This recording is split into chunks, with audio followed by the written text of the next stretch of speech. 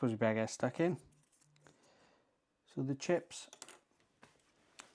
bear with. Okay, so we better get stuck in, I suppose. So we've asked for salt and vinegar.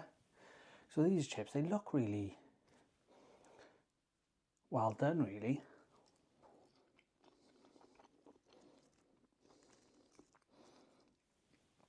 Now, I wouldn't class them as chip shop chips. They taste like the ones you get from a Chinese. Plenty of salt, plenty of vinegar on them, which is good. But it's like they're a bit limp. They're nice. They're fluffy inside. So they are nice.